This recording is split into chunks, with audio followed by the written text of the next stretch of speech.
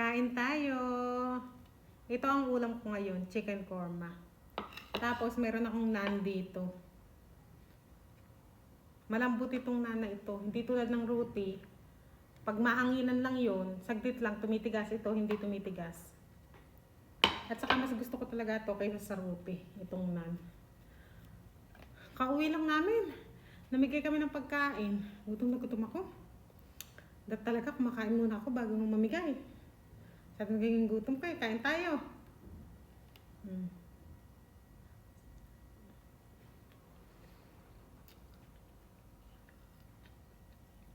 Ang oras na kami nakauwi. 7 na mahigit. Kumain ako.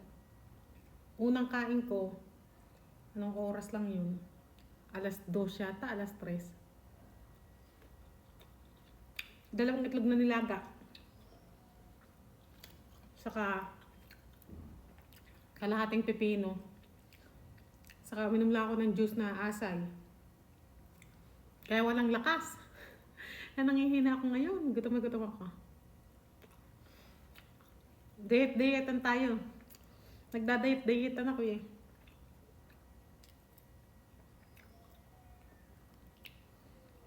Ang sarap talaga. Ang sarap.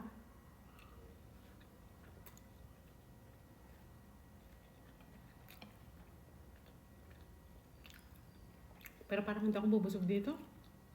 Parang gusto ko magkanin. Mamaya, magkanin ulit ako.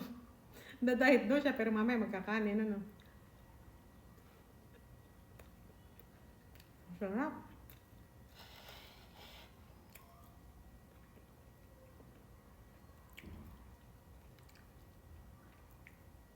Maanghang, pero kasarapan lang.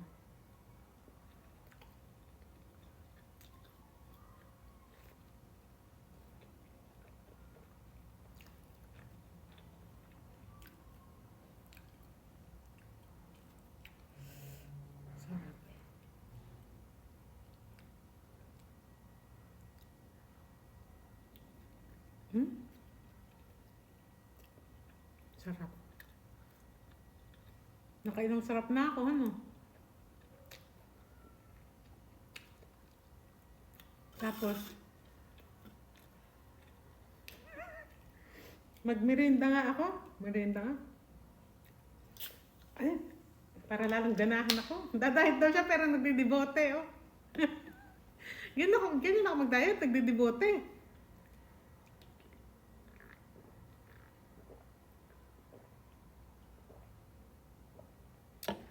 Ang sarap.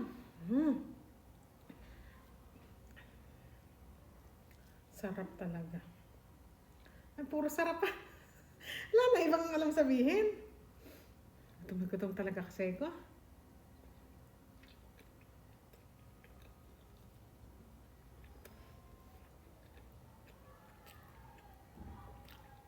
Meron kaming daanan. Ano siya? Food street. Yung parang sa Pinas yung mga mga night market, ganun. Sabi ko, bago lang ba yan? Sabi ko sa bayo ko. Kasama namin mga kaibigan niya namin gaya.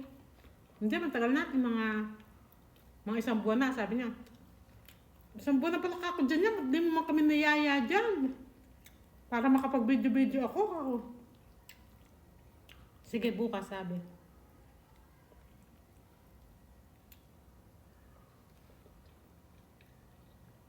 Nakapunta ka na ba dyan, kako? Hindi pa, sabi. Ang laki ng noo ko, no? Puro ako noya.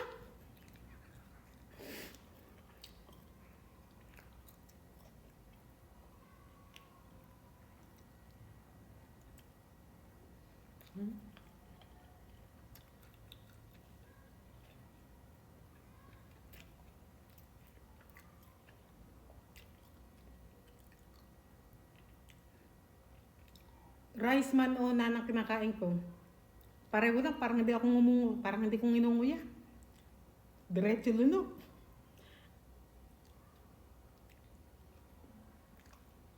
Parang gusto ko pa isa pa yun. Saan ka diet ako eh? Diet na naman. Magkakais ako mamaya eh. Tama natin isang nan. Nakatipid ko sa karne yan. Nakaisa lang ako yan. Isang hita. Matipid talaga pagka ganito pagkain. Kung kanin to, nakadalawang hita na sana ako. Kaya pag namigay kami, dalawang karne lang, dalawang manok. Malakas sila sa ganito, sa sarasa. Sa karne, mahina sila.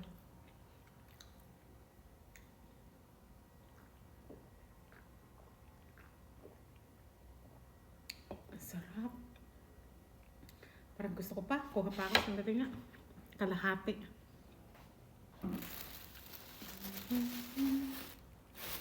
Mag-ano na lang ako. Mag-walking na lang ako. Nagwa-walking ako. Dito lang sa harap ng bahay. Ikot-ikot ako dyan. 10K everyday. Pag tinatamad ako, hanggang 7K step. Pag naman ako, nakaka 13K ako. Depende. Depende sa sipag.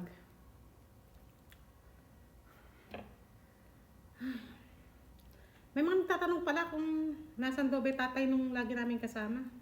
Andito sa biyanan ko, kawawa rin. Kawawa sila talaga. May sakit. Halos ang buwan ng balik-balik sa check-up, hospital. Diabetes. Diabetic na. Tapos, nagkakomplikasyon yata sa loob ng katawan. Kaya hanggang ngayon may sakit. Sa biyanan ko nag-aalaga. Yung mga anak at asawa niya, 4 na naman anak sa bagong asawa. Andun, malapit lang dito bahay. 5 minutes walk lang siguro. Andun yung asawa niya at mga anak. Siya, andito ako sa biyanan ko nag-aalaga. Dinadalaw-dalaw lang siya ng asawa niya pagka-araw.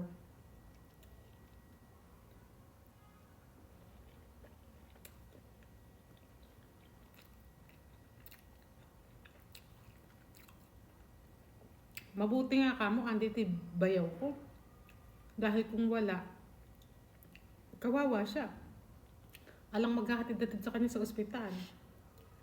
Buti nga't andyan.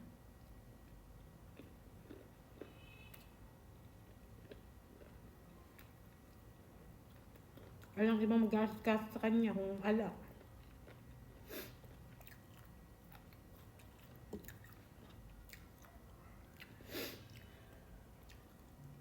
Pero sa ano pala, ayan, sinabi sa akin. Di ba nagkwento ko sa inyo na ano siya, kumuha na naman ng visa. Sa 22 daw, flight na naman siya. Uzbekistan yata, Uzbekistan ba yun? Ito, tuwa naman ako. Sige, makakalabas na naman kasi ako, kaya tuwa na naman ako. Makakapag-scooter na naman tayo.